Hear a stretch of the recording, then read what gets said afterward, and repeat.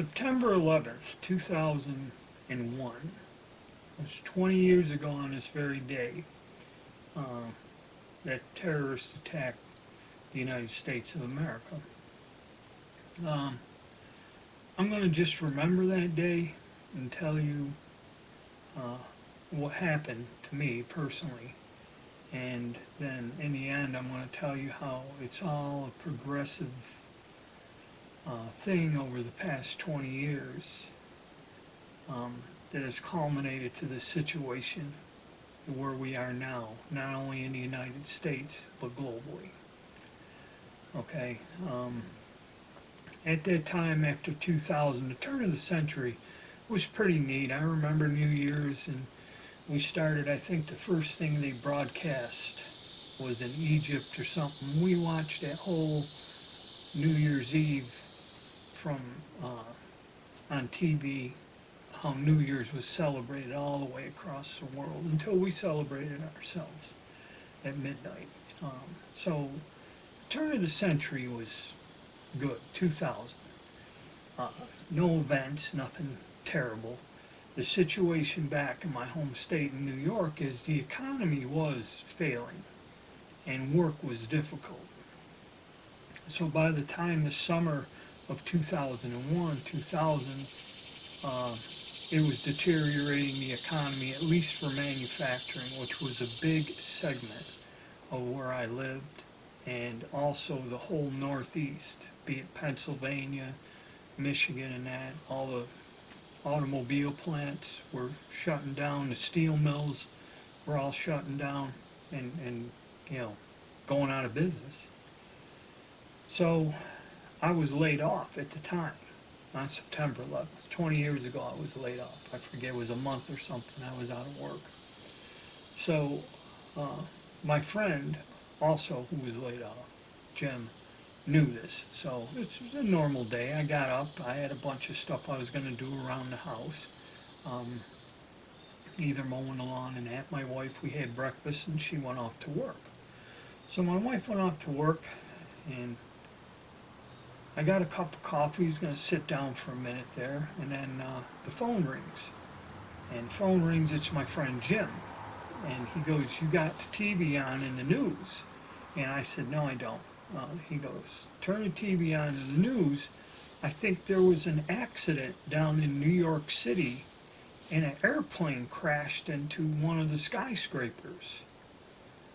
So I go, turn the TV on, got my cup of coffee and talking to Jim, and it's when they had the first tower was hit. And I said, "Yeah," I said, "that's weird." I said, "How the hell could a plane miss that? I mean, there's nothing around there, and or how can a plane hit that by accident?" It was kind of puzzling to me. I said, "How would someone do that?" And he's like, "I don't know." He goes, "So while we were discussing this and kind of in shock, literally, I was watching the TV when the second plane struck the other tower."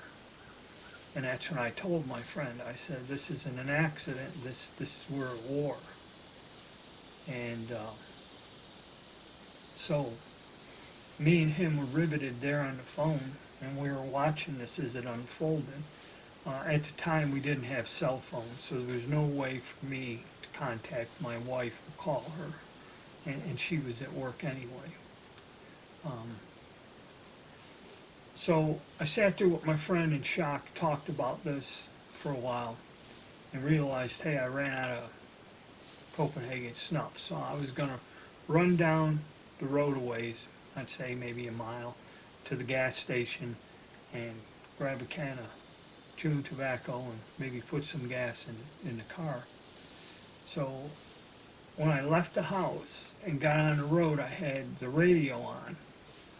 And while I was driving to the gas station, they interrupted the radio broadcast and said that a plane has struck the Pentagon.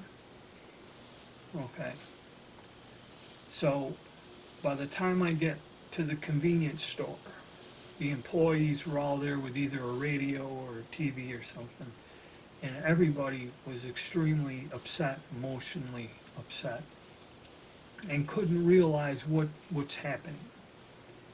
And when I went in there, they were all worried about the Twin Towers, but I said, I just heard on the radio coming down here that they've hit the Pentagon, and somebody went and got on another radio station or something and seen that. And I mean, it was devastating. It was shock, and people were upset, very upset. Okay. I went back home and watched the TV all day, and by the time my wife, when she was at work, there was a break, and someone said, go into this room where we got a TV in a lounge and see what's happening. And by the time my wife got to where she had a break in the middle of the day and went to see it on the television, that's when the towers were collapsing, or the first one collapsed. She seen that on the television.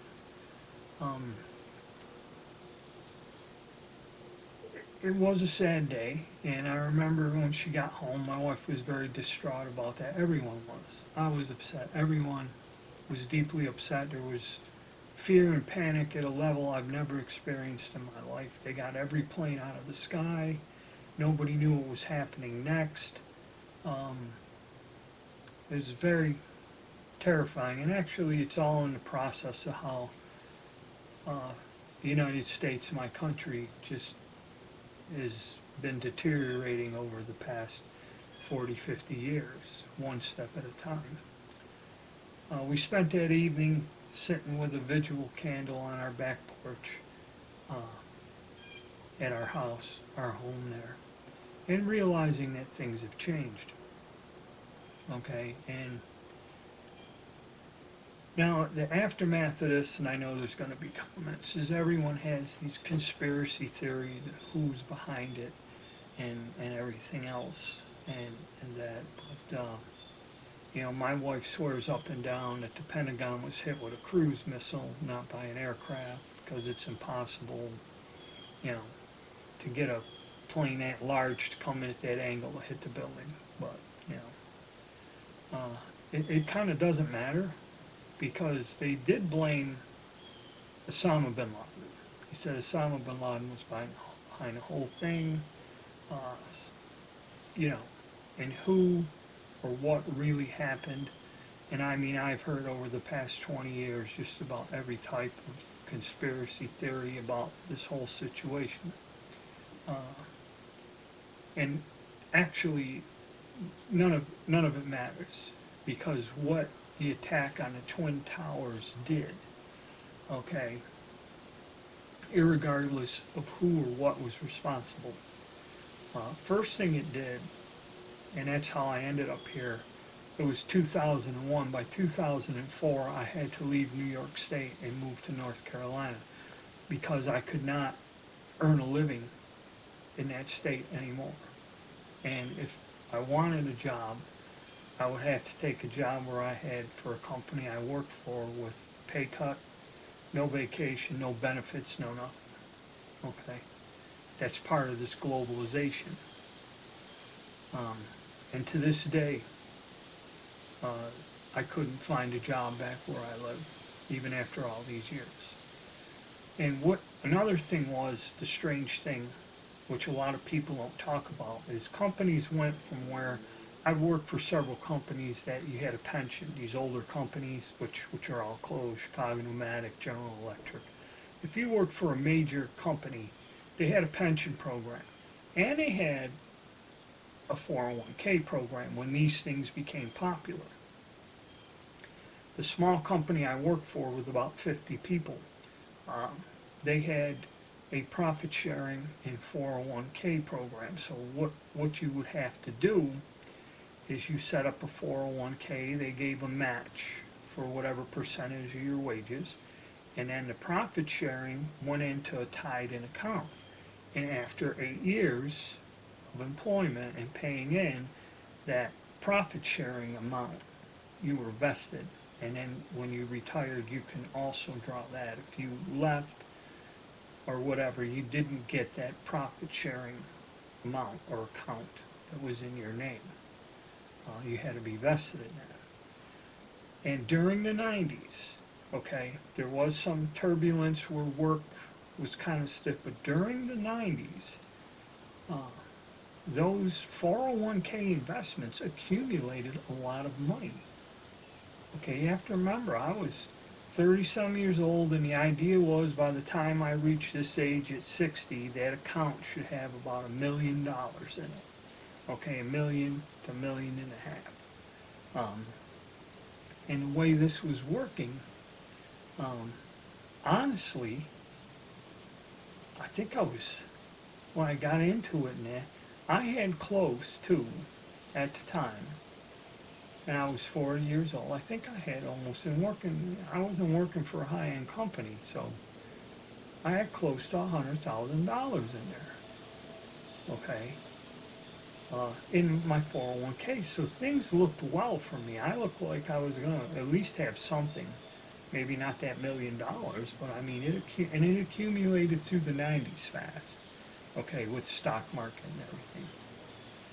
Right after 9/11, and the horror, the aftermath, okay, all of those investments just dropped to nothing.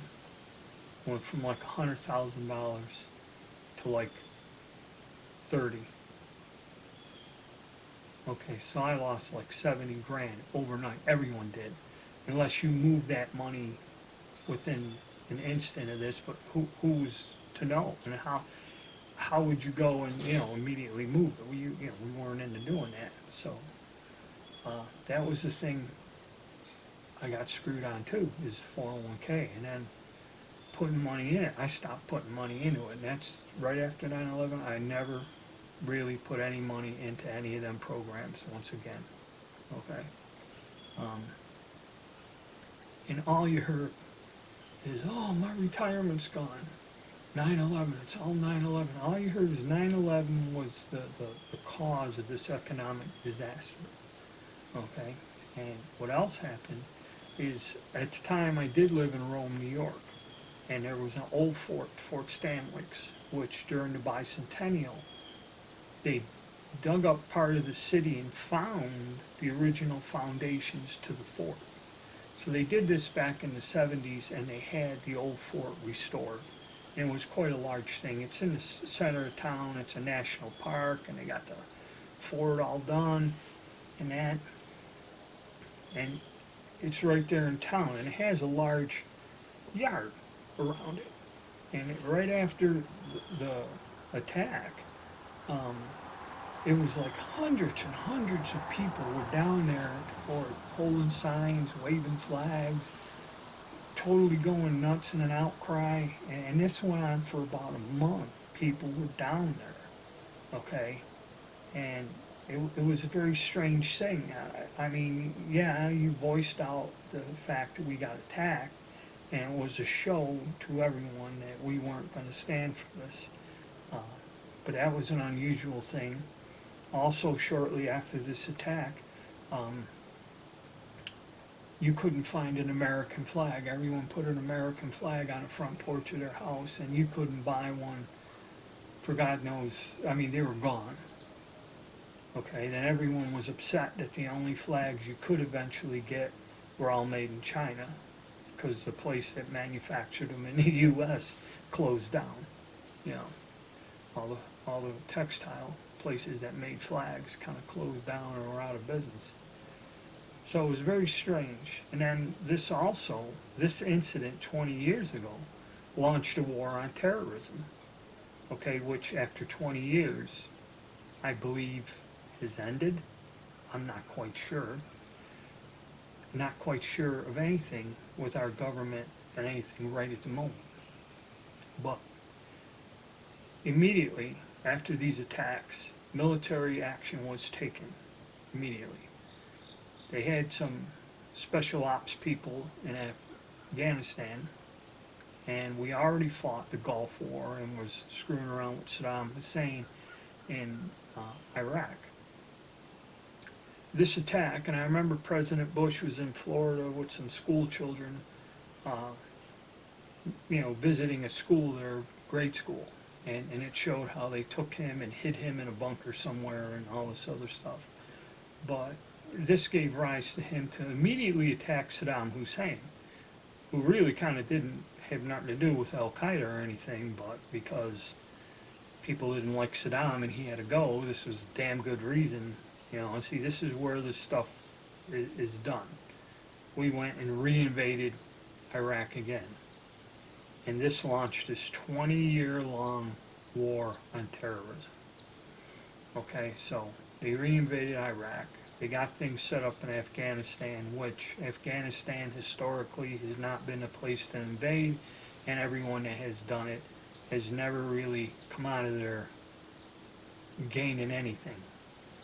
And I believe after 20 years, I think this is the longest war we've ever fought in our history, if you want to call it that.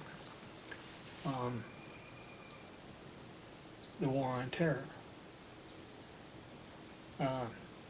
And as we've seen here recently, the ending of it, okay, which is another disaster and political embarrassment. So this is all in the progress of this.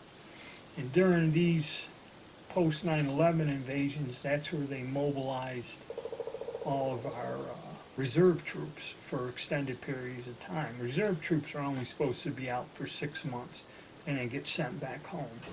Well, they sent most of our reserve units out into this conflict for 18 months.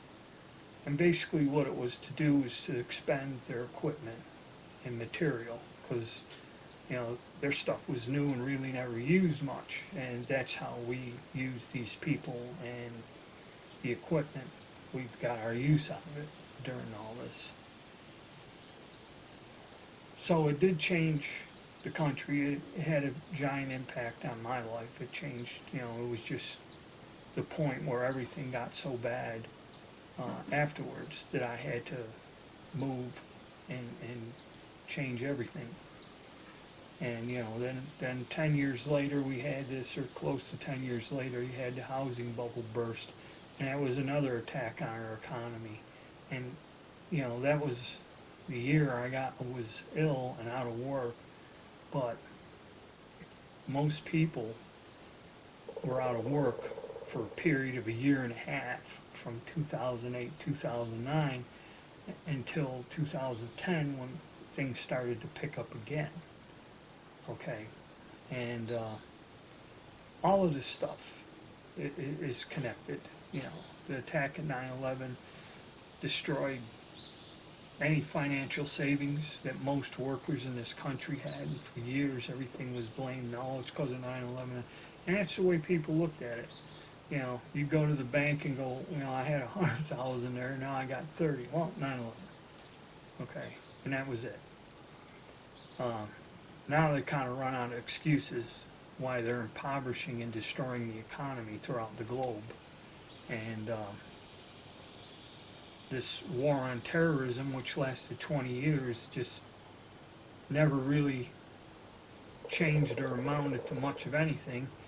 And after 20 years, all of the advancements or thwarting these people or terrorist organizations, overnight we stop and everyone's back in. Al Qaeda's back in charge of Afghanistan, and all these other places that we were disputing for years are now back under the control after 20 years of the people, and some even worse than what was there 20 years ago. ISIS and other organizations.